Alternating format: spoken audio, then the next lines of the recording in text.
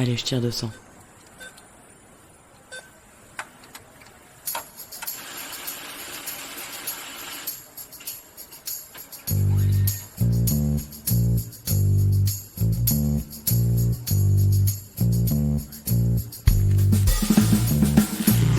Fric, thune, Pognon. oseille, La moula. risby, Salaire. Honoraire. Prime. Pension de retraite. Livret A. héritage, Assurance vie. Impôt. Déduction. Investir. Bitcoin. Crédit. Intérêt. SCPI, Plan d'épargne action. PER. Travailler, se marier, se paxer, ou vivre en union libre, fonder une famille, épargner, acheter un appartement ou une maison.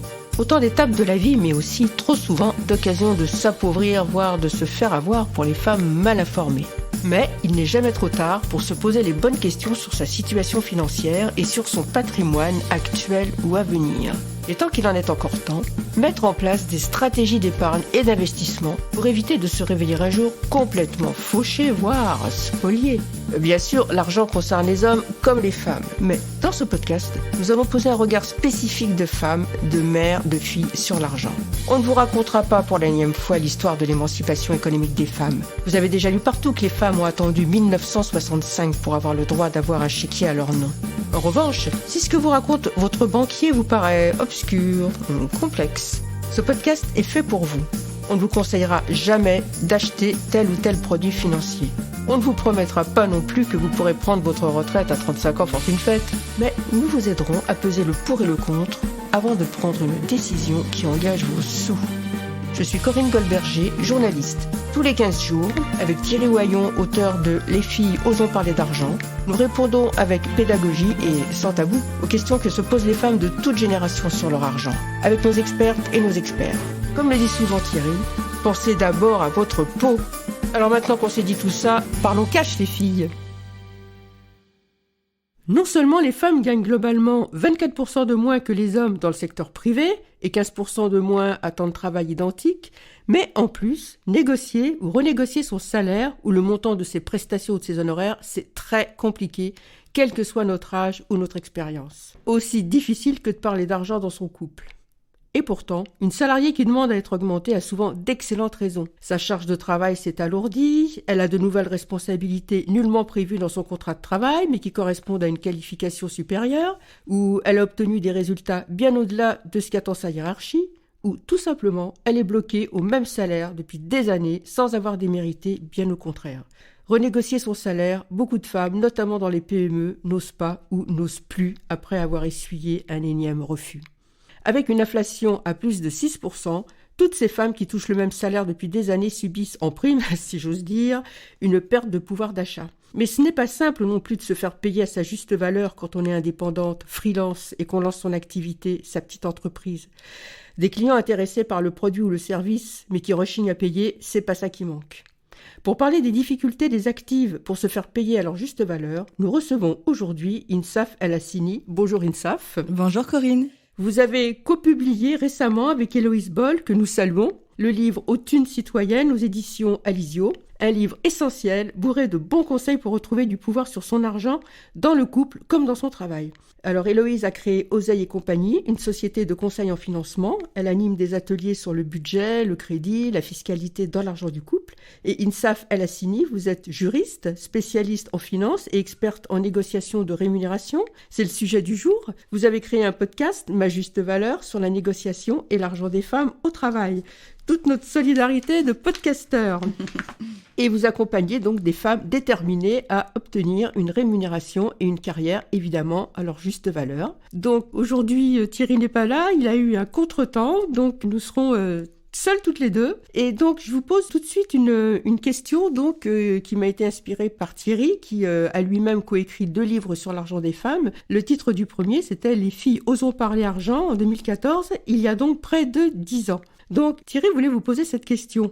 En préambule donc de cet épisode, il voulait vous dire que il se sent moins seul sur le sujet parce que depuis que des expertes comme vous travaillent sur l'indépendance financière des femmes, dans le premier livre qu'il avait coécrit justement sur le sujet en 2014, Les filles osons parler argent, il avait justement conseillé une méthode aux femmes pour, entre autres, demander une augmentation et l'obtenir. Et donc sa question, c'était, est-ce que vous trouvez qu'en 10 ans, ça a un petit peu bougé sur le front de la négociation salariale? Est-ce que les femmes osent plus facilement négocier pour être payées à leur juste valeur, notamment dans tous ces métiers nouveaux apparus ces dernières années, dans le digital, le marketing numérique par exemple, les grandes plateformes de vente en ligne, sans compter les freelances et les auto-entrepreneuses qui sont de plus en plus nombreuses? Alors merci pour cette question Corinne, parce qu'elle est extrêmement pertinente et elle est très représentative de l'évolution des mentalités des femmes et de leur connaissance aussi sur le sujet. Parce que moi finalement je me suis saisie du sujet de la négociation de rémunération peu ou prou au même moment que Thierry, c'est-à-dire autour de 2014. Et effectivement à cette époque-là je me suis aperçue que c'était vraiment un sujet tabou.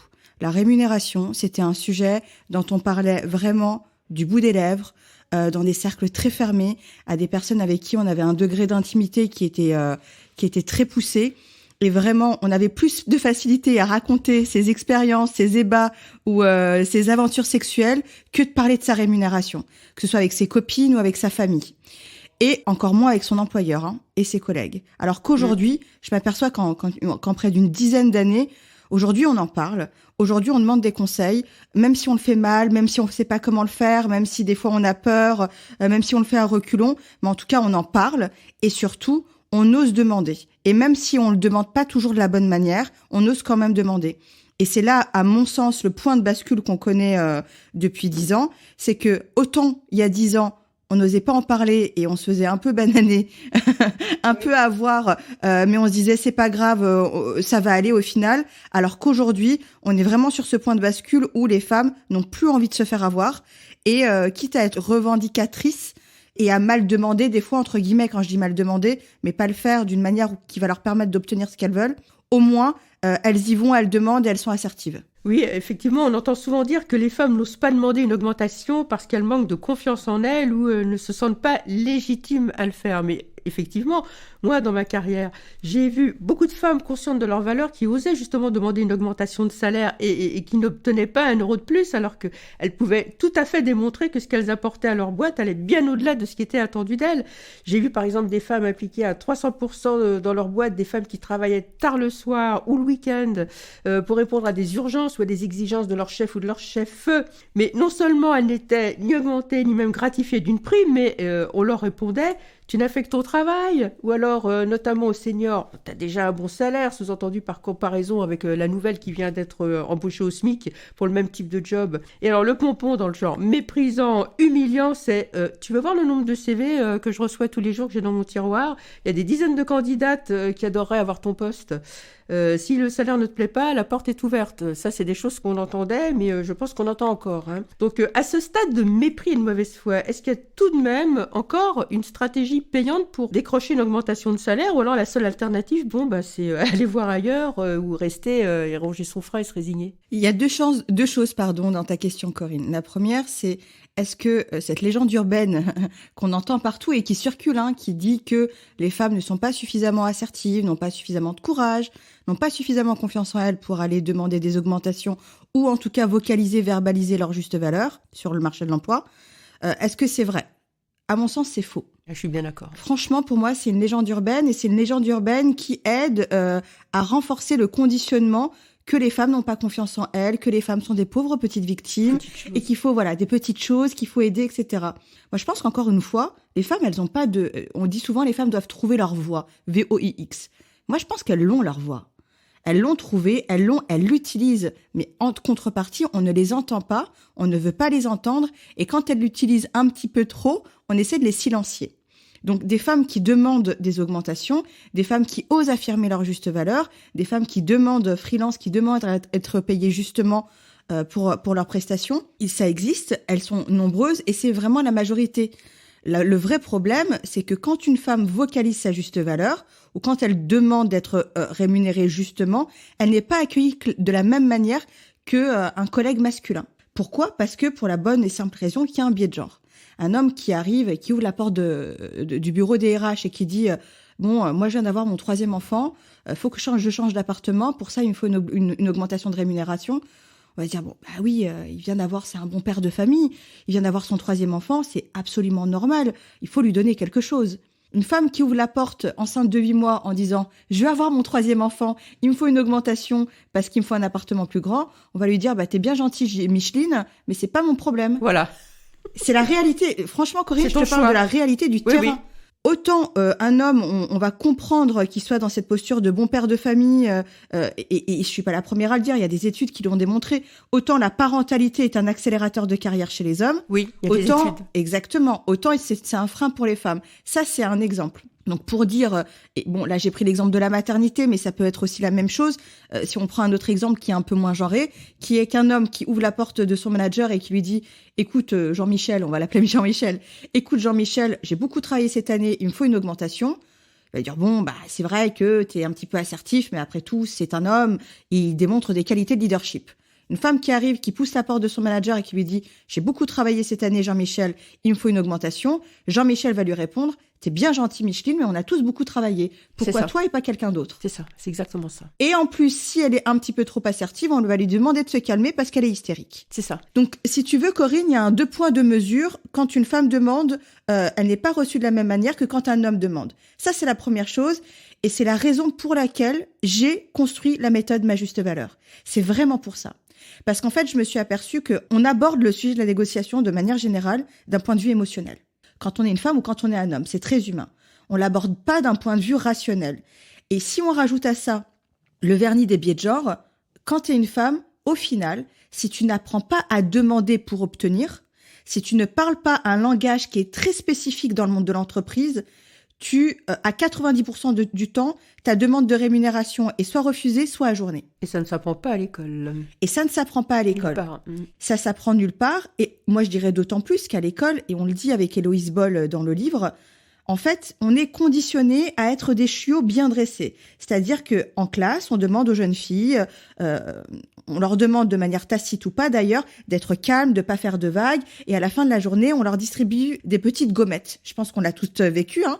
Tout le monde a dû avoir des petites gommettes. Le syndrome de la bonne élève qu'on trimballe jusque dans le monde de l'entreprise. Exactement. Un petit garçon qui va être un peu turbulent. Finalement, comme on dit, les garçons, c'est des garçons, il est turbulent, c'est pas grave, il aura pas de gommette, mais au final, c'est pas dramatique. Faut qu'il dépense son énergie. Exactement. Il a beaucoup d'énergie, voilà, faut qu'il la consomme, comme tu dis. Et là où c'est dommage, c'est que finalement, on est conditionné au fait que l'amour qu'on nous donne soit lui-même conditionné au fait qu'on soit docile, sage et qu'on n'enquiquine personne.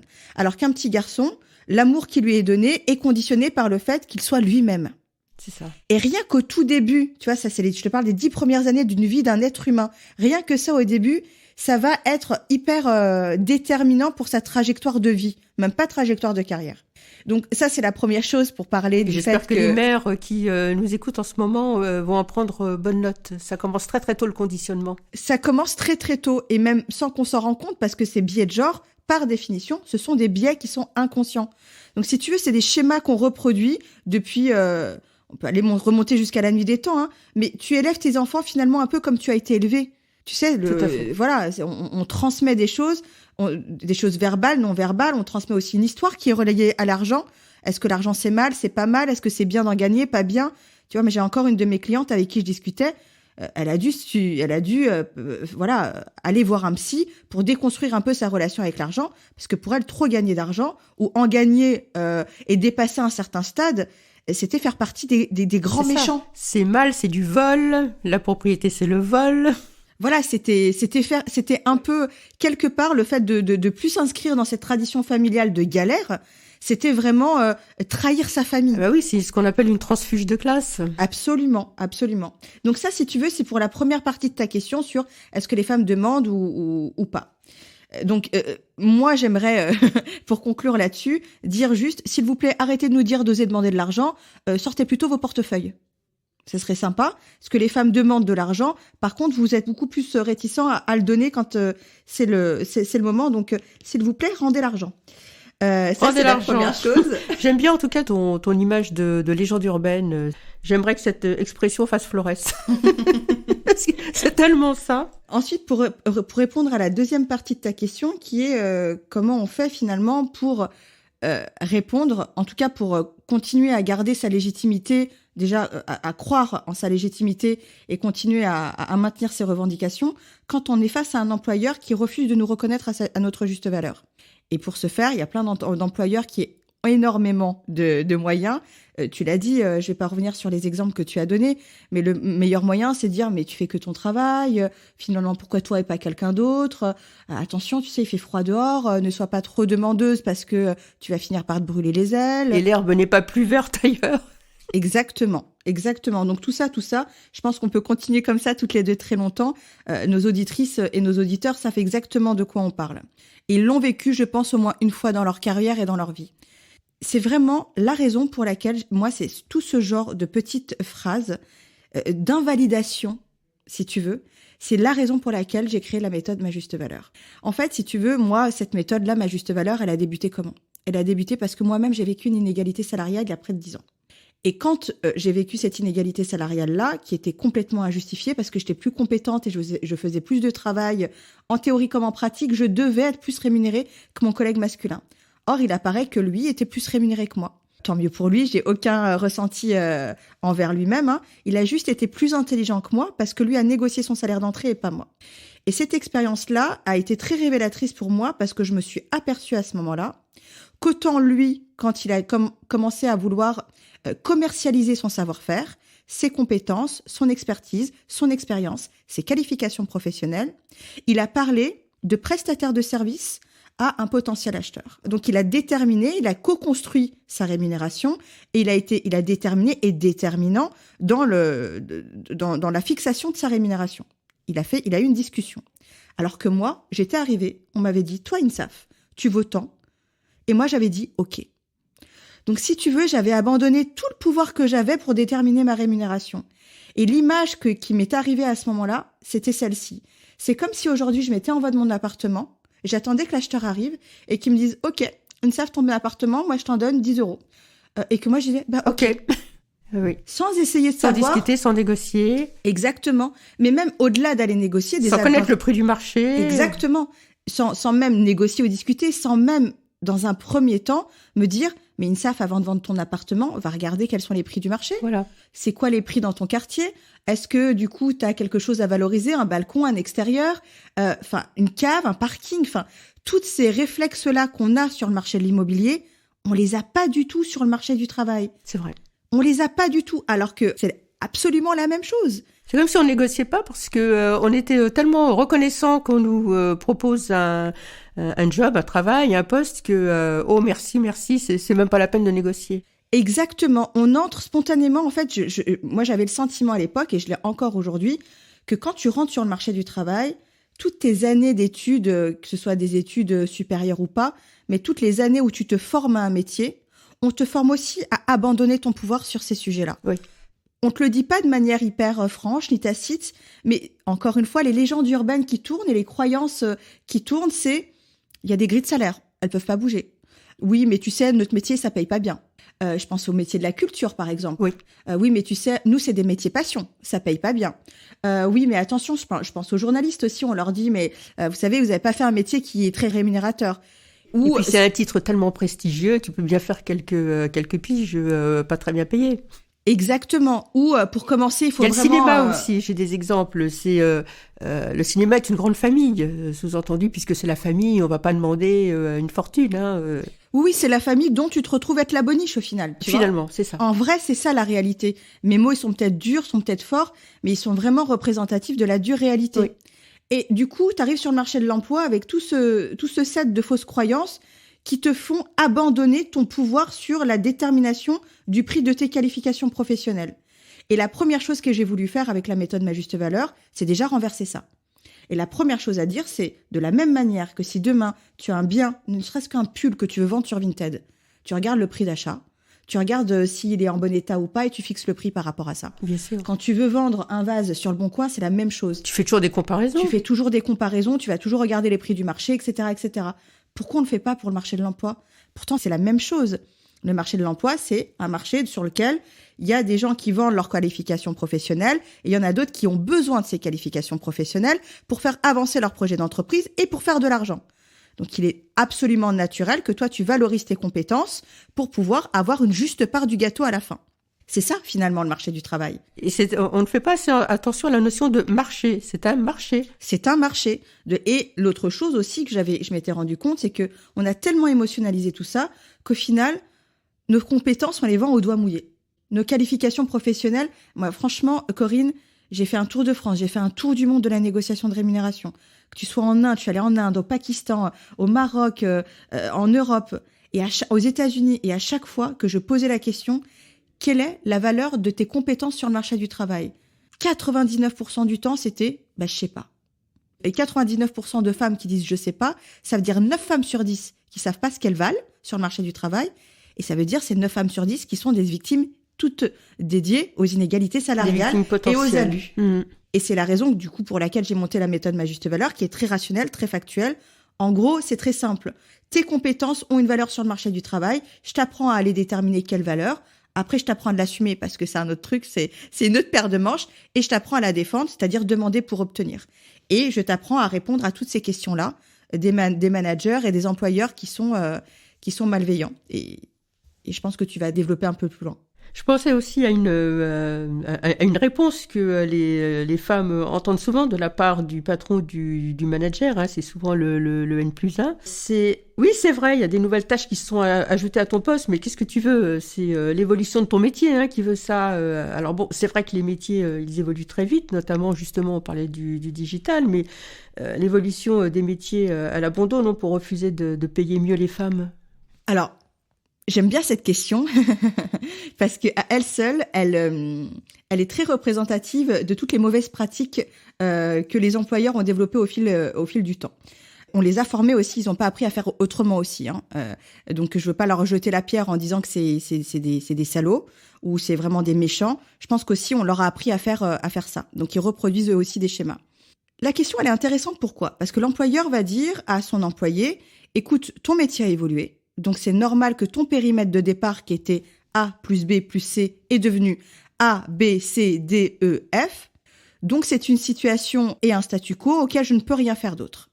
Là, il parle pour lui, il parle du métier. Mais là où nous avons abandonné notre pouvoir, les femmes, et là où nous ne sommes pas formés, c'est comment lui répondre. La réalité, c'est que si le métier a évolué, effectivement, la rémunération aussi a évolué. Le prix d'une baguette de pain il y a 5 ans, c'est pas la même qu'aujourd'hui. Bien sûr. De la même manière que le prix de vos qualifications professionnelles il y a 5 ans, c'est plus les mêmes qu'aujourd'hui. D'autant plus que si au départ tu as été embauché pour A plus B plus C, c'est le deal de départ. Si après on te demande D, E, F, G, H, comme on peut l'observer quand ça fait 20 ans de carrière et 20 ans de boîte, couteau suisse souvent aussi. Exactement, il est d'autant plus nécessaire de t'augmenter puisque ton périmètre a évolué, que les prix du marché ne sont plus les mêmes et que de toute manière, si ton employeur veut maintenir le même niveau de productivité et d'efficacité dans la réalisation de ces tâches-là, il a tout intérêt à t'augmenter toi plutôt qu'aller chercher quelqu'un sur le marché du travail qu'il faudra former et qu'il faudrait payer beaucoup plus parce que toi t'accorder 20% d'augmentation, c'est un fait. Ce n'est que de l'argent, mais aller chercher quelqu'un de nouveau, et le former. Et supporter le coût du turnover, du recrutement, etc. en attendant que la personne, tu puisses l'intégrer dans ton équipe. Si elle reste. Un coût. Et si elle reste. Donc, si tu veux, c'est plus économique d'augmenter quelqu'un qui est là depuis longtemps et qui fait du bon travail. Mieux augmenter les piliers. Exactement, que perdre du temps, de l'énergie et de l'argent, aller chercher quelqu'un d'autre qui ne se fera peut-être pas l'affaire. Exactement. Il y a d'ailleurs un autre grand classique du refus d'augmentation, c'est, j'aime beaucoup aussi celle-là, c'est, tu comprends, on est une jeune boîte encore fragile, on peut pas déjà t'augmenter, je veux pas créer de précédent. Si je t'augmente, tes collègues vont aussi demander une augmentation et bon, alors, c'est vrai que c'est pas la même chose de demander une augmentation dans une boîte jeune qui démarre, qui commence, une autre qui est bien installée installée, qui ne risque pas de disparaître du jour au lendemain, mais néanmoins, qu'est-ce qu'on peut répondre à ça ? Alors là aussi, tu vois, c'est très intéressant parce que c'est très représentatif de la manière... Dans les startups, par exemple. Ouais, de la manière dont on traite les employés du monde du travail, en fait. Moi, j'adore cet appel à l'empathie qu'ont certains employeurs, mais qui n'a aucune réciprocité avec leurs employés. Donc l'employeur te demande, il fait appel à ton empathie, il fait d'autant plus appel à ton empathie quand t'es une femme. Vas-y, sois sympa, comprends, on est une jeune boîte, on débute, etc. Alors oui, effectivement, si tu ne peux pas m'augmenter avec de l'argent, de la monnaie sonnante et trébuchante, ok. Mais il y a plein de manières d'augmenter le niveau de vie d'une de ses employées ou d'un de ses employés sans augmenter son salaire fixe. On peut lui donner des primes, on peut lui donner des parts sociales dans l'entreprise, on peut lui donner un aménagement du temps de travail, par exemple un 4/5e qui est rémunéré au taux plein, c'est $1 financièrement pour l'entreprise et pour l'employé c'est $1 fiscalement parce qu'elle continue à être payée pour la même chose, elle ramasse juste son temps sur 4 jours plutôt que 5 jours, on peut lui payer une formation, c'est gratuit les formations, toutes les entreprises ont un budget formation qui est dédié, qui est obligatoire, donc ça leur coûte pas plus d'argent que ça. C'est incroyable qu'elle ne le fasse pas plus d'ailleurs en y réfléchissant. C'est incroyable qu'elle ne le fasse pas plus parce qu'on est encore empêtré dans ce rapport de force. C'est ça. C'est-à-dire que le monde du travail et les entreprises sont encore empêtrés dans ce rapport de force et ce rapport de pouvoir qui est, toi, employé, tu as besoin de moi pour survivre. Alors, oui, certainement, mais on n'est plus à l'époque de la révolution industrielle, ni à l'époque où on imposait des conditions inhumaines à des ouvriers textiles. Je pense notamment au canut, je suis lyonnaise, la pomme ne tombe pas très loin de l'arbre, et c'est ce que je dis aussi aux employés. Si moi, employé, j'ai besoin de toi pour payer mon loyer et subvenir à mes besoins, toi, employeur, tu as besoin de moi pour développer l'activité que tu développes et faire grandir ton entreprise économiquement et humainement. Donc, en réalité, on est d'égal à égal. Exactement. Donc, je ne vois pas pourquoi moi, je devrais faire plus d'empathie que toi. Et surtout, je ne vois pas pourquoi on serait dans un rapport de force et de domination. C'est un rapport de collaboration. Et ça, c'est la première clé de posture que j'enseigne aux femmes. Il y a aussi d'ailleurs un autre refus célèbre qui s'illustre par « il faut que tu fasses tes preuves ». Et souvent les femmes, ça concerne en particulier plutôt les jeunes femmes, les jeunes diplômées par exemple, elles se demandent « mais d'accord, mais au bout de combien d'années, quand les preuves ont été faites, ou j'imagine que j'ai fait mes preuves, quand est-ce qu'on va considérer que j'ai fait mes preuves? Au bout de 2 ans, 3 ans, 4 ans? Quand est-ce que je les ai faites mes preuves finalement ?» Alors ça aussi pour moi c'est un argument invalidant. Et c'est un argument qui permet d'ajourner et de retarder l'augmentation. En te disant, il faut que tu fasses tes preuves, on va gagner à minima 1 an et à maxima 5 ans. Et on peut aller même plus loin. Si tu fais pas tes preuves en 10 ans, on peut encore te dire, t'as pas encore les épaules. C'est ça, et il me semble que tu dois encore t'améliorer sur tel et tel aspect, etc. La réalité, c'est que, et c'est ça que j'enseigne. Moi, ma méthode, elle est hyper scientifique. Elle fait pas appel à l'émotionnel. Elle est très rationnelle. À partir du moment où ma contribution est supérieure à ma rémunération, on doit rééquilibrer les choses. C'est ce que j'appelle le ratio contribution-rétribution. Et qui dit rééquilibrage, dit réajustement de salaire. Point barre. Si la personne te dit, mais tu dois faire tes preuves, mais mes preuves, je les ai déjà faites, on entend ça par exemple pour les promotions. On est souvent dans la configuration où on accorde une promotion à quelqu'un ou quelqu'une et on lui dit, par contre, pas d'augmentation tout de suite, tu auras l'augmentation si tu fais tes preuves. Mais la réalité, c'est que si tu m'accordes cette promotion-là et cette charge de travail supplémentaire-là, ce département à gérer en plus, cette équipe à gérer en plus, etc., c'est parce que tu sais très bien que je vais le faire et que je vais le faire correctement. Sinon, tu me le donnerais pas. Tu me confierais pas cette promo, bien sûr. C'est pas possible. Donc, si tu as suffisamment confiance en moi pour me laisser faire le travail pendant un certain temps, mais pas suffisamment confiance en moi pour le rémunérer. Donc, en fait, tu attends de moi que je travaille gratuitement. Non. Surtout cette histoire de faire ses preuves. La réalité, et on le voit aussi, les hommes sont promus sur leur potentiel, alors qu'on attend des femmes qu'elles aient déjà exercé le métier en question ou les tâches en question. Donc moi, je le dis toujours, une augmentation, mesdames, qui n'est pas suivie d'une une promotion qui n'est pas suivie d'une augmentation, ce n'est pas une promotion, c'est une charge de travail supplémentaire. Et ça, il faut être hyper clair là-dessus. Et le plus drôle, en fait, dans tous ces anecdotes, en tout cas ces exemples que tu donnes, Corinne, c'est que quand tu as le bon argument face à ton employeur, il sait plus trop quoi dire. Et du coup, il te la file, l'augmentation. Parce qu'il sait que tu l'as cornerisé et que tu as un peu débusqué son mensonge. En tout cas, sa velléité de pas t'augmenter. Alors bon, on reprendra cette discussion plus tard. Ça s'entend. Alors donc, dans Haute une citoyenne, excellent livre que je conseille à nos lectrices, tu écris que dépasser les objectifs attendus Donc, se défoncer au boulot, mais faire ça avant de s'être assuré que l'employeur il payera bien cet excellent travail, c'est une mauvaise idée. Parce que mériter 21/20, comme tu dis, pour son travail, c'est même pas ça qui pousse l'employeur à accorder une augmentation. Mais en même temps, c'est difficile quand on est très impliqué dans son travail de se contenter de faire son taf sans plus. Parce que les femmes les plus impliquées dans leur boulot, souvent, elles ont justement, on en parlait tout à l'heure, le syndrome de la bonne élève. Elles travaillent avec acharnement, elles s'attendent à être récompensées comme à l'école. Alors, c'est pas dangereux de lever le pied, de faire le job en bonne pro, mais sans plus, quand il n'y a pas de réciprocité de la part de l'employeur sous forme d'augmentation de salaire ou de prime. Surtout si on commence dans cette entreprise, on risque peut-être que le CDD ne soit pas transformé en CDI. Qu'est-ce que tu en penses ? Alors moi, j'aborde cette question dans ma méthode, dans mon podcast et dans tout mon enseignement, dans le livre, etc. Et pour moi, tout est une question de dynamique professionnelle. Si tu es dans une dynamique professionnelle avec ton employeur où tu sens qu'il y a une réciprocité, tu sens que si tu fais bien ton travail, il y a une reconnaissance de ton travail, il y a un remerciement de ton travail et il y a une valorisation de ton travail. Et cette reconnaissance, ce remerciement et cette valorisation, dans le monde du travail, je suis désolée, elle passe pas par des tapes dans le dos, elle passe par des euros. C'est une certitude. Donc, il peut vous dire, votre employeur, que vous êtes la meilleure du monde possible, vous donner tous les surnoms qui vont nourrir votre ego et le gonfler. La réalité, c'est que si ça ne passe pas par des euros, ça reste des tapes dans le dos et ce n'est pas de la véritable reconnaissance. D'autant plus que les entreprises ont un arsenal de reconnaissance et de fidélisation de leurs talents qui est immense. On en parlait tout à l'heure. Il y a les primes, il y a l'augmentation du fixe, ça c'est l'argent sonnante et trébuchante, mais il y a tous les avantages en nature. Vous accordez une voiture de fonction, c'est près de 1 000 € de plus qui n'est pas taxé, des formations, un 4/5e, une mutuelle, un berceau en crèche. Je peux continuer comme ça longtemps. Il y a énormément de manières d'augmenter des actions, des jours de vacances supplémentaires, un 4/5e rémunéré au taux plein.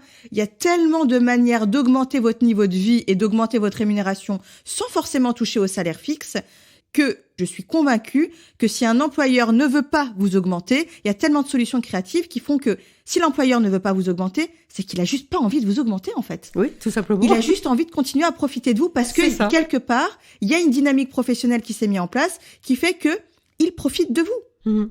C'est aussi simple que ça. Ça fait penser aussi à une remarque venant, par exemple, d'une, parce que ça peut être une femme, d'une ou un N+1, c'est... alors, il y a d'abord un refus de promotion qui est justifié par... Mais tu comprends, c'est pas possible parce que je peux pas me passer de toi. T'es essentiel dans le service, donc c'est-à-dire je ne te promeux pas et donc je ne t'augmente pas parce que t'es tellement indispensable. Je peux pas me passer de toi. Ça on me l'a déjà raconté et ça, à chaque fois, j'en tombe de l'armoire, quoi. Mais tu comprends, je peux pas me passer de toi, donc je t'augmente pas. Mais ça aussi. Parce que t'es indispensable. Tu vois, Corinne, tout ça, en fait, ça dénote à quel point les femmes n'ont pas d'éducation sur ces sujets-là. Parce qu'en réalité, même, je mets au défi n'importe quelle femme qui n'est pas dans cette situation, mais de prendre un peu de recul sur cette phrase-là. Tu es tellement indispensable que je ne peux pas te promouvoir. Et comme je peux pas te promouvoir, je peux pas t'augmenter. Mais mec, en fait, si je suis si indispensable que ça, l'expertise, ça se paye, Beyoncé, quand elle va chanter, elle est tellement indispensable pour faire que l'ouverture d'un hôtel à Dubaï soit un événement planétaire qu'on la paye 24 000 €. Pourquoi est-ce que toi, on te paierait pas à ta juste valeur ? Parce que je peux entendre que il y a des augmentations, il y a certains niveaux d'augmentation qui vont avec des promotions. En France, on est le monde du travail de manière générale est encore sclérosé où la seule évolution possible, c'est vers le management. Mais il y a des gens qui n'ont pas besoin d'être managers, qui sont de très bons techniciens ou des très bonnes techniciennes, très seniors, qu'on veut maintenir à leur poste parce qu'ils font un excellent travail. C'est les indispensables dans le service, c'est les piliers, les piliers de confiance. Mais c'est justement parce que c'est des piliers et qu'on sait qu'ils vont pas partir du jour au lendemain qu'on ne les augmente pas. Justement, mais tu vois, elle est là la problématique. Et c'est là où moi j'apprends aux femmes et aux personnes à assumer leur juste valeur, à avoir le bon contre-argument pour pousser et du coup parler le langage de l'entreprise et lui montrer que s'il n'est pas prêt à la rémunérer, déjà ce qu'il dit c'est un peu du bullshit, mais s'il n'est pas prêt à la rémunérer, elle peut aller voir ailleurs si elle y est. C'est aussi de dire écoute, l'expertise ça se paye, l'expertise a un coût, l'expertise a un prix. Aujourd'hui, grâce à mon travail, je te fais gagner du temps et de l'argent, il est normal que j'ai une juste part du gâteau, donc il faut que tu m'augmentes. Si tu refuses de m'augmenter, j'entendrai, mais je pense que mon expertise est elle sera très recherchée par ailleurs, autre part. Ça rejoint une des questions que je voulais te poser, justement, on parlait un petit peu des piliers. Et ça rejoint la problématique de ces femmes qui se disent, à moins d'être un talent très recherché, comme mettons une experte en intelligence artificielle, moi certes je suis un pilier, j'ai d'excellents résultats, mais finalement j'ai pas de marge de négociation parce que je suis pas du tout irremplaçable dans mon domaine.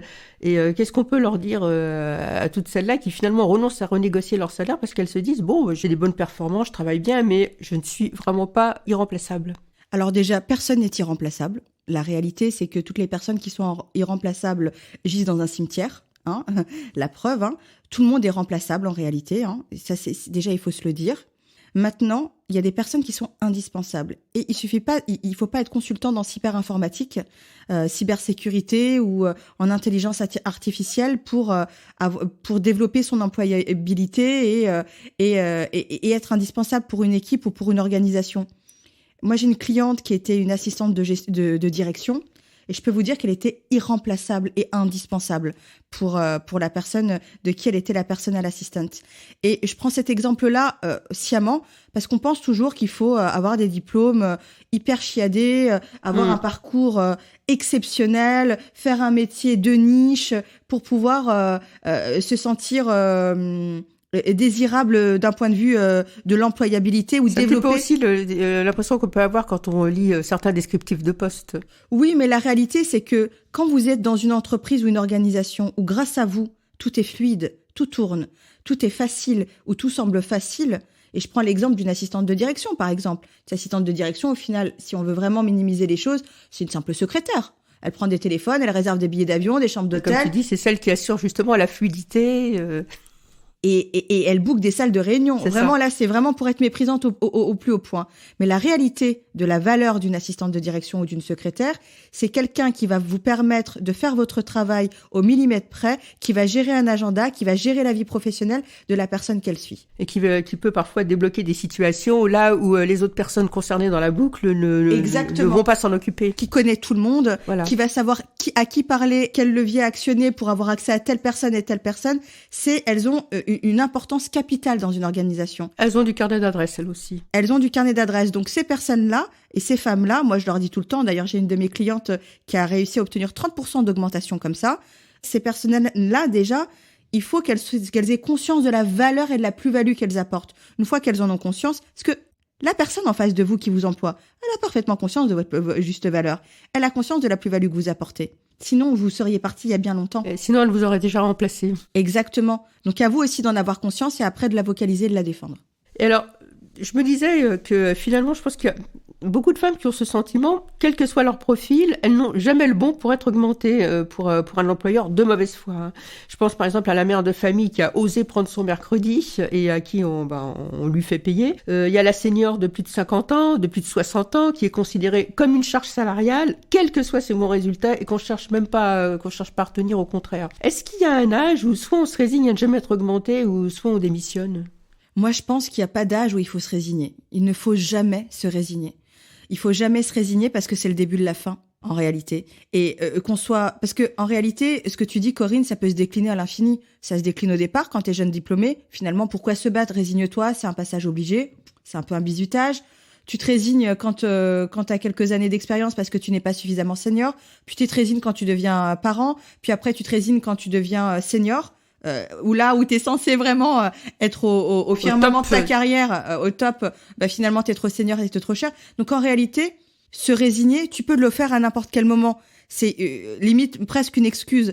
Moi, je pense qu'au contraire, au lieu de se résigner, il faut développer sa capacité à identifier sa juste valeur, identifier la plus-value qu'on apporte et vraiment entraîner ses capacités à assumer et défendre sa juste valeur comme un muscle qu'on va entraîner quand on va au sport, par exemple. C'est un muscle qui s'entraîne et finalement, tout ça revient à l'estime de soi-même. Si tu penses que ton travail est pas très intéressant, que t'as pas un vrai impact et que finalement que tu sois là ou pas là, c'est la même chose. Bah oui, t'auras moins de chances d'obtenir une augmentation parce que même la manière dont tu vas la demander, ça va moins te l'apporter. Mais si t'es convaincu de ta juste valeur, il faut l'incarner fièrement et aller de revendiquer ton dû. Et en général, tu l'obtiens assez facilement. Dans le livre, tu conseilles de ne pas demander d'augmentation de salaire lors de l'entretien annuel d'évaluation. Beaucoup de salariés pensent que c'est justement le bon moment pour ça. Donc, c'est quoi finalement le meilleur moment pour demander une augmentation de salaire? Alors ça aussi, c'est une légende urbaine ou une fausse croyance. On choisit un peu J'adore les légendes urbaines. Quel team on est, soit légende urbaine, soit fausse croyance. En tout cas, qui circule, avec laquelle on est biberonné quand on débute ses études et qu'on entre sur le marché du travail. Non, l'entretien annuel n'est pas le bon moment pour demander une augmentation et je vais t'expliquer pourquoi. Parce qu'en fait, si tu veux, les augmentations, ce qu'on appelle les enveloppes d'avancement professionnel, sont déterminées en amont. En amont des entretiens annuels ou des entretiens individuels de fin d'année. Donc les jeux sont faits là. Exactement. Donc si tu veux, le top management décide quelle enveloppe il va allouer à telle équipe, tel département. Il informe les RH. Après, il y a des allers-retours entre les managers opérationnels et les RH. Chacun va aller défendre un petit peu son bout de gras, ou son équipe plutôt, pour essayer d'obtenir la meilleure enveloppe. Et une fois que tout cela est terminé, on leur donne leur enveloppe, qui est fixée, dont le montant est fixé et figé, et charge au manager de distribuer cette enveloppe-là aux membres de son équipe. Si tu veux une augmentation et que tu attends ce moment-là pour la demander, qu'est-ce qui se passe? En réalité, tu arrives après la guerre, les dés sont jetés. Et voilà. Et la réponse que la majeure partie du temps tu vas recevoir, c'est « j'en prends note, on verra l'année prochaine ». On verra l'année prochaine. Et donc, ça veut dire qu'on va retarder ton augmentation encore d'1 an. Alors que si tu t'y prends 3 à 6 mois à l'avance, tu fais du lobbying 3 à 6 mois à l'avance, tu lèves la main 3 à 6 mois à l'avance, tu dis « je veux une augmentation », tu as suffisamment de temps pour en discuter avec ton manager, pour faire des allers-retours, pour vous accorder sur les modalités de cette augmentation. Est-ce que c'est un fixe? Est-ce que c'est un variable? Est-ce que c'est un avantage en nature? Et puis, entre-temps, voilà, il y a les vacances scolaires, il y a les maladies, il y a les charges de travail supplémentaires, donc on met de côté le sujet. Tu as suffisamment de temps pour négocier correctement et pour que t'assurer qu'au moment où il y aura les enveloppes qui vont être attribuées, ton augmentation et ton avancement professionnel est inclus dans cette enveloppe-là. C'est pour ça que moi, je dis toujours, si vous souhaitez obtenir une augmentation, la meilleure stratégie, c'est de la demander 6 mois à l'avance, c'est idéal. Même des fois, moi, il y a des augmentations que j'ai demandé 1 an à l'avance et que j'ai préparé 1 an à l'avance. Donc, le plus tôt est le mieux. Voilà, 6 mois, 1 an à l'avance. À l'avance. Bon, 1 an, ça semble un peu exagéré, évidemment, mais au moins 6 mois. Au moins 6 mois à l'avance. Pour les plus pressés, 3 mois à l'avance. Là, et on n'attend pas impatiemment le jour de l'entretien d'évaluation. Exactement. Et alors, j'aimerais qu'on parle des actifs les plus âgés. En ce moment, il y a des manifestations contre la retraite à 64 ans, et je voudrais qu'on parle des fins de carrière. Quand on approche des 60 ans, par exemple, et que donc, je pense que beaucoup d'actives, il suffit de voir les témoignages des copines, ont l'impression que même si elles surperforment, toujours, malgré leur expérience et leurs compétences, d'autant plus qu'elles n'ont plus d'enfants à charge, souvent elles sont libres, beaucoup plus libres pour s'investir dans leur carrière, dans leur boîte, elles font partie des meubles. Pas d'augmentation, pas évidemment de promotion, pas d'augmentation. Qu'est-ce qu'on peut dire à ces femmes-là qui sont vraiment en fin de carrière? Alors moi, ce que j'ai envie de dire à ces femmes-là en fin de carrière, c'est soyez assertives et allez demander. La première chose qu'il faut savoir, c'est si vous ne demandez pas, vous n'obtiendrez pas. Arrêtez de penser qu'on va venir vous chercher. C'est pas vrai. Personne ne viendra vous chercher. Personne ne va défendre vos intérêts si ce n'est pas vous qui défendez vos intérêts. Donc déjà, soyez proactive dans ce que vous voulez. Et la deuxième chose que je dirais, et moi ce que je dis à mes clientes qui ont plus de 60 ans ou qui approchent de la retraite, j'en ai plusieurs. La difficulté avec ce genre de profil-là, c'est que leur employeur leur dit « Mais tu comprends, t'es en fin de carrière. Nous, on a plutôt une politique d'animer les salaires de ceux qui sont en milieu de carrière parce qu'il faut les fidéliser, etc. » Voilà, c'est tout à fait ça. Exactement. L'employeur part donc du principe que vous faites, comme tu le dis si bien, partie des meubles et que de toute façon, vous n'allez pas partir bien loin. La réalité, c'est que effectivement, même si vous comptez rester là parce qu'il vous reste 2 ans, 3 ans, 4 ans, que voilà, soyons très honnêtes, vous n'allez pas vous enquiquiner maintenant à partir et recommencer tout du début ailleurs. Vous allez rester, faire ses preuves à 58 ans. Voilà. La réalité, c'est qu'il y a tout un enjeu de transmission. Vous êtes dans l'entreprise depuis un certain temps. Vous avez acquis une expertise qui est non mesurable tellement elle est élevée. Et en fait, moi, la stratégie que je leur propose d'aborder, c'est de prendre l'angle de la transmission. Du mentoring aussi. Du mentoring, mais surtout de la transmission, en fait. Parce que la réalité, le mentoring, pourquoi pas? Le mentoring, il y a beaucoup d'entreprises qui vous disent, le mentoring, c'est un truc que tu fais à côté pour lequel t'es pas forcément payé. C'est un peu de l'intrapreneuriat. Mais le vrai enjeu, c'est celui de la transmission, c'est-à-dire que cette personne-là qui va partir dans 2 ans, si elle ne prépare pas son départ, eh ben l'entreprise, elle est bien en difficulté. Donc ces femmes, moi, ce que je leur dis, c'est de, dès maintenant, s'accorder sur une augmentation qui peut être étalée sur 2 ans ou 3 ans, une manière d'animer leur salaire qui peut aussi, qui n'est pas forcément le salaire fixe, mais qui peut être autre chose, à elles de décider, de discuter, de trouver des solutions créatives avec leur employeur, mais d'angler leur négociation sur cet aspect de transmission, parce que si elles ne préparent pas leur départ maintenant et qu'elles partent dans 3 ans, il y a énormément d'informations qui va partir, et ça, c'est un manque à gagner qui est incroyable pour l'entreprise. Donc, si elles ne veulent pas perdre de l'argent et qu'elles veulent en gagner, elles ont plutôt intérêt d'augmenter ce type de salariés. Alors, il y a beaucoup de femmes qui n'osent pas demander une augmentation parce que, comme leur salaire est déjà revalorisé chaque année de 2%, 3%, pour suivre l'évolution du coût de la vie, elles ont l'impression, l'illusion qu'en fait, leur salaire est augmenté. Que ça, tu vois ça souvent, des femmes qui croient être augmentées parce que elles ont l'augmentation du coût de la vie? Oui. Alors très souvent, mes clientes, quand elles me font l'historique de leur avancement professionnel, me disent « Attends, en 2021, effectivement, j'ai été augmentée de 2%, et puis en 2022, j'ai été augmentée de 3%. » Alors non, mesdames, ça, c'est pas une augmentation. Ça, c'est une revalorisation salariale pour prendre en compte le coût de l'inflation. Donc en réalité, si vous n'aviez pas ces 2-3%, vous alliez perdre de l'argent. Parce que le niveau de vie augmente, mais votre salaire pas. Donc, une augmentation, ce n'est pas ça du tout. Et d'ailleurs, c'est ce que je dis aux femmes, toutes les années, surtout maintenant où on voit que l'inflation caracole à 6%, demandez une revalorisation à minima, une revalorisation salariale sur le coût de la vie, une revalorisation salariale qui est alignée sur le coût de l'inflation, parce que sinon, vous perdez de l'argent. Concrètement, vous perdez de l'argent. Au lieu d'avoir 20 euros, il vous en reste 18, par exemple, ou 19. Donc, vraiment, il faut vraiment prendre cet argument-là pour demander cette revalorisation salariale. Et la décorréler d'une augmentation. Une augmentation de rémunération, c'est quand on augmente votre salaire, pas quand on le revalorise. C'est pas la sur le coût de la vie. revalorisation du coût de la vie. Je me posais la question de la fonction publique, des fonctionnaires. Elles ont des grilles indiciaires, il y a les syndicats qui négocient pour elles. Mais est-ce qu'à titre individuel, si une fonctionnaire estime mériter une prime, elle peut la demander? Est-ce que ça se fait? Est-ce que tu aurais un conseil? Bien sûr, ça c'est vraiment le cas encore des légendes urbaines, des fonctionnaires qui ne peuvent pas négocier leur salaire. Alors peut-être qu'effectivement ils ne peuvent pas négocier leur salaire fixe parce que c'est des gradations, c'est un traitement qui est donné en fonction du concours et de l'échelon, etc., etc. En revanche, il y a tout un set de primes dont elles n'ont pas connaissance, dont elles peuvent avoir connaissance assez facilement en utilisant un moteur de recherche sur Internet, parce que c'est des informations qui sont publiques, et qu'elles peuvent demander. Là-dessus, moi, j'aimerais quand même dire quelque chose, Corinne, et j'aimerais souligner la mauvaise foi de notre gouvernement, parce qu'il est le premier à donner le mauvais exemple, en fait, et le premier mauvais employeur, et le premier à vraiment diffuser des mauvaises pratiques. Oui, parce un que exemple. j'accompagne beaucoup de femmes qui sont fonctionnaires, notamment des cadres hospitalières de la fonction publique, et en fait, à chaque fois, les primes ne sont pas données spontanément. Elles doivent être demandées par la salariée, donc par la fonctionnaire, donc de la fonction publique. Et en plus, on fait de la réticence à leur donner. Donc elles doivent toujours un peu batailler pour que les services RH acceptent de lui donner cette prime-là, alors qu'elle y a droit d'office.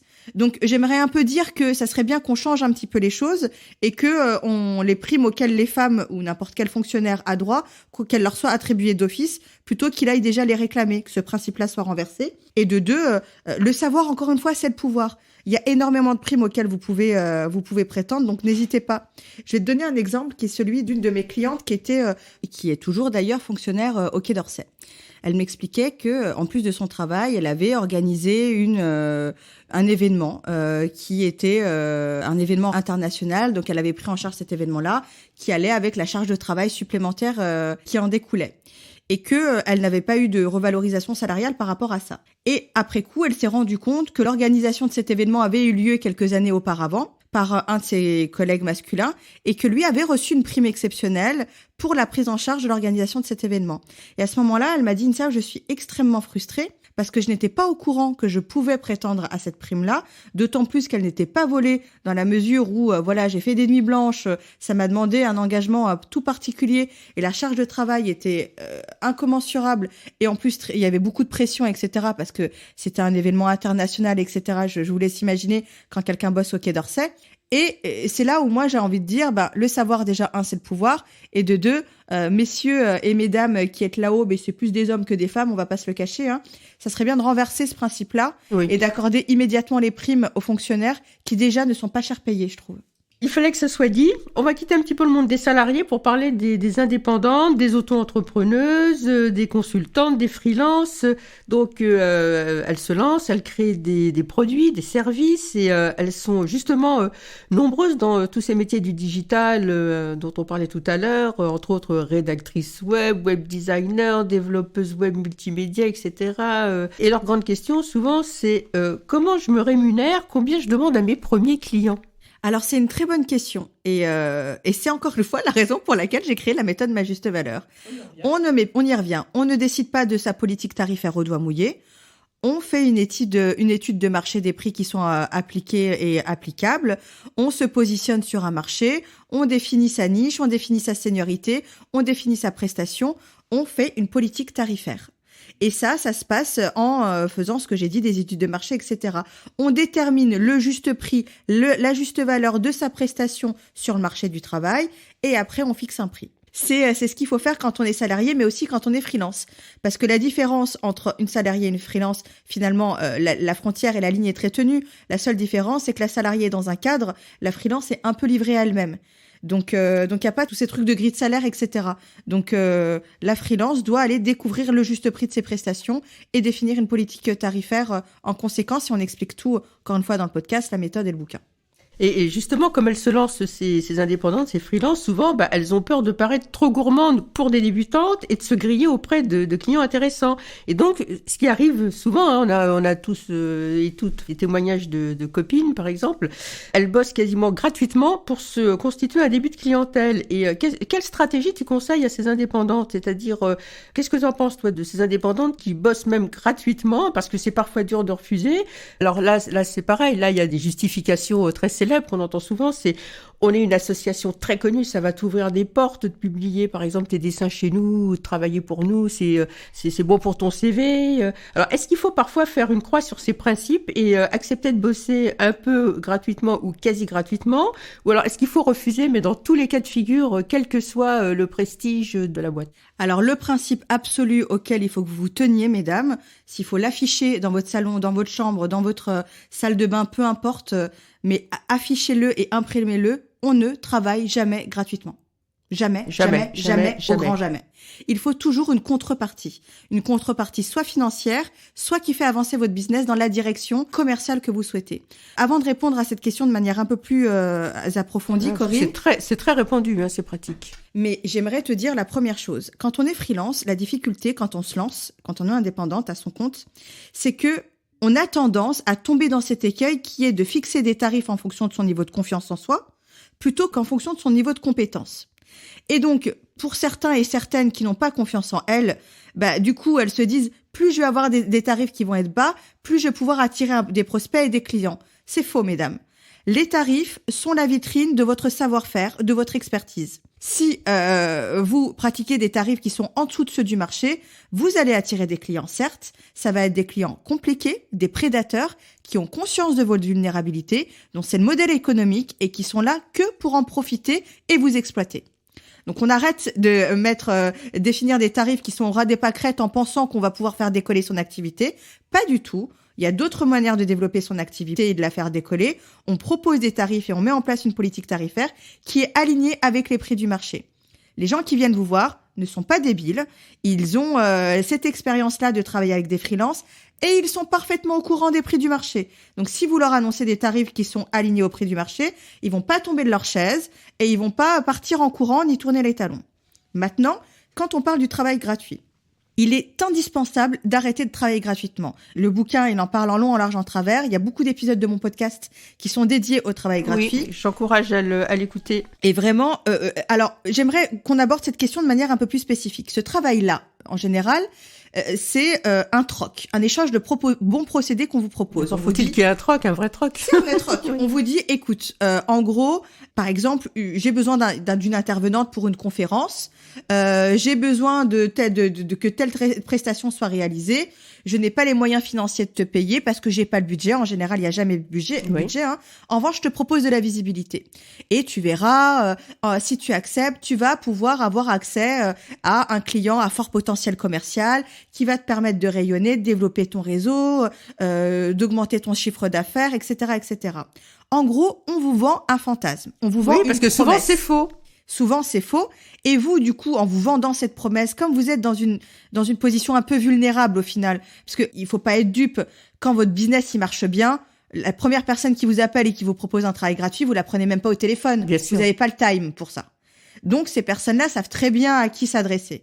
Donc, vous qui êtes dans une position de vulnérabilité parce que vous avez du mal à faire décoller votre business ou parce que vous venez de le lancer, vous avez ce qu'on appelle le fameux FOMO, c'est la peur de manquer l'opportunité. La peur de manquer d'opportunités, le FOMO. C'est ça, c'est le fear of missing out. Et du coup, vous vous dites, mince, c'est vrai que si je réalise le travail gratuitement, peut-être que je vais avoir l'opportunité de rencontrer machin qui va penser à moi la prochaine fois. Oui, vous allez rencontrer machin qui va penser à vous, mais qui aura bien imprimé que vous n'avez pas suffisamment confiance en vous et que votre travail n'a pas suffisamment de valeur pour accepter de travailler gratuitement. Et du coup, il va vous rappeler, mais il va toujours vous servir le même discours. En disant, on n'a pas de budget, on n'a pas de ci, on n'a pas de ça. Donc moi, ce que je dis, c'est que la réalité, d'autant plus quand vous intervenez dans des conférences ou des événements qui sont payants, d'autant plus quand on utilise votre expertise pour attirer des clients. Ouais, cri. Oui, on entend des cris d'enfants, c'est la vie, on n'est pas dans un studio aseptisé. Ouais, voilà. Coucou à mon fils Joseph qui est biberonné à la négo dès le plus jeune âge. D'autant plus que ces personnes-là, en général, utilisent votre expertise pour attirer des clients pour eux, pas pour vous. Donc, pour résumer tout ça, les seules personnes qui sont même pas capables, donc moi déjà, je vais partager ma parade ultime pour toujours vous faire rémunérer quand on vous propose un travail gratuit. Vous répondez ceci. J'ai pour principe de ne jamais travailler gratuitement. Ce que je peux vous proposer en contrepartie de l'avantage en nature que vous proposez, c'est une rémunération symbolique. Et là, vous définissez la rémunération symbolique. 50 €, 100 €, 1000 € en fonction du véritable prix de la prestation. Les seules personnes qui vous diront non, à ce moment-là, c'est les personnes, parce que les seules personnes qui sont même pas capables de faire les fonds de tiroir pour vous rémunérer symboliquement, c'est des prédateurs qui n'ont jamais eu l'intention de vous payer, qui n'auront jamais l'intention de vous payer et qui veulent juste profiter de votre expertise gratuitement. Même pas une rémunération symbolique, même pas parce que même les associations, geste commercial. Ah oui, non, mais parce que même les associations peuvent vous rémunérer symboliquement. Moi, j'interviens pour beaucoup d'associations. Je travaille jamais gratuitement. C'est une rémunération symbolique. Ou alors gratuitement, c'est du bénévolat, c'est de l'activisme. Mais alors même le bénévolat, faut en être conscient, quoi. Mais en fait, tu vois, Corinne, j'ai envie de dire, du don. Même le bénévolat, il faut pas en faire gratuitement parce qu'il y a toute une économie qui a été créée sur le bénévolat, qui emploie un maximum de femmes, où on joue sur les valeurs des gens. Oui. Donc non, en fait, tout travail mérite salaire, qu'on soit peu importe. On travaille sur la générosité, l'empathie, bien sûr. Et c'est la fin de cet épisode sur la négociation de salaire. Insaf El Hassini, merci d'avoir été avec nous et de nous avoir reçus chez toi tout au long de cet épisode. Nous recommandons ton livre aux Twins citoyennes, coécrit avec Héloïse Boll. Merci aussi à nos auditrices et à nos auditeurs d'avoir écouté cet épisode. On espère qu'il vous a donné la méthode, des clés et de bons arguments pour demander et obtenir une augmentation, ou plutôt un rééquilibrage de votre rétribution, comme disent Héloïse et Insaf dans leur livre. Il faut savoir utiliser les bons éléments de langage pour convaincre un employeur récalcitrant. Et peut-être que cet épisode, on entend Joseph, on est bien chez Insaf et pas dans un studio de Radio France. Donc on espère que cet épisode va vous donner aussi le courage d'aller voir ailleurs pour trouver enfin un employeur qui vous rémunérera à votre juste valeur. Et si cet épisode vous a plu, n'hésitez pas à le partager à partir de votre appli Spotify, Apple Podcast ou Deezer entre autres. Abonnez-vous à notre podcast et à notre newsletter. N'hésitez pas à nous laisser des commentaires et des étoiles. Vous pouvez aussi retrouver les conseils de Thierry dans les livres qu'il a coécrits. Les filles osons parler argent chez Luno et aussi L'argent au féminin aux éditions Ellipse. Vous pouvez également nous contacter, Thierry ou moi, via LinkedIn et par notre compte Instagram Argent Parlons Cache les filles. Et on vous dit à bientôt pour un nouvel épisode.